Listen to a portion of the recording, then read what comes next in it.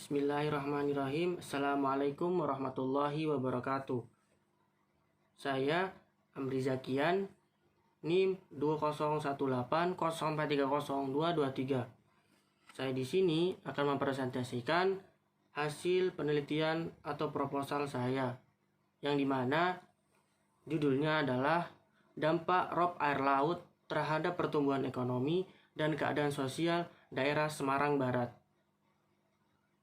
di mana nanti di dalamnya akan terdapat banyak faktor di dalamnya dan membahas soal ekonomi dan sosial di dalamnya. Pengertian banjir rob.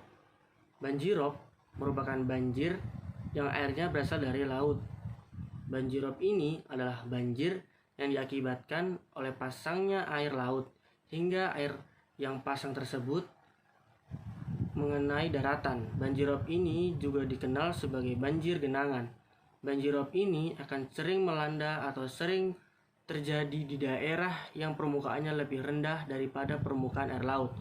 Karena disebabkan oleh permukaan air laut yang sampai ke daratan, maka air yang menggenangi karena banjir mempunyai warna cenderung lebih jernih daripada air yang pada banjir biasanya.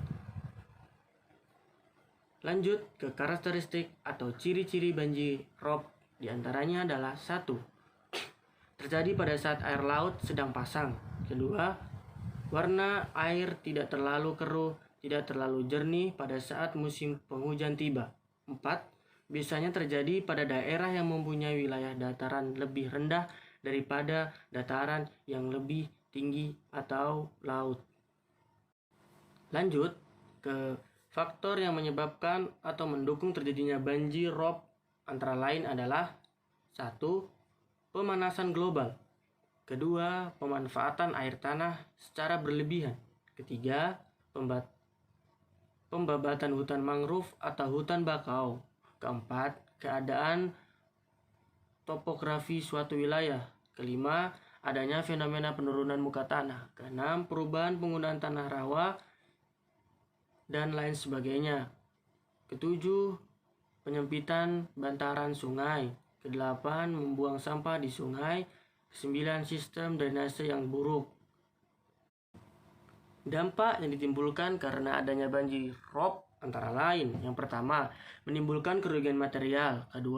Merusak bangunan. 3. Menyebabkan lingkungan menjadi kotor dan becek. 4. Menyebarkan bibit penyakit. 5. Mengganggu lalu lintas. 6. Kelangkaan air bersih. Lanjut ke cara menanggulangi banjir rob sendiri. Yang pertama, melakukan pemanenan air hujan di daerah atas, pembuatan pompa untuk daerah bawah, dan membendung air laut yang masuk ke daratan. Kedua, melakukan konsep waterfront city, yakni menjadikan air sebagai bagian kehidupan sehari-hari dari masyarakat. Konsep ini dapat diterapkan di daerah yang mempunyai tingkat penurunan tanah yang tinggi. Konsep ini secara tidak langsung mengkehendaki masyarakat untuk membuat rumah panggung dengan kondisi sekelilingnya adalah air bersih. Ketiga, melakukan competital gate, yakni meletakkan pintu air atau pintu pasang surut di daerah suara dengan tujuan untuk mencegah air laut yang datang dan masuk ke sungai terlalu besar. Keempat, melakukan konsep folder, yakni pembuatan kolam kecil yang digunakan untuk menampung rob.